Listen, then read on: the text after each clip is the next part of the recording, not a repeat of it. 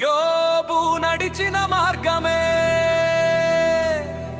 మేము నడిచే మార్గమయ్యే. శ్రమలు వస్తాయి, కన్నీళ్లు ఉంటా, కానీ దేవుడు విడిచిపెట్టడు.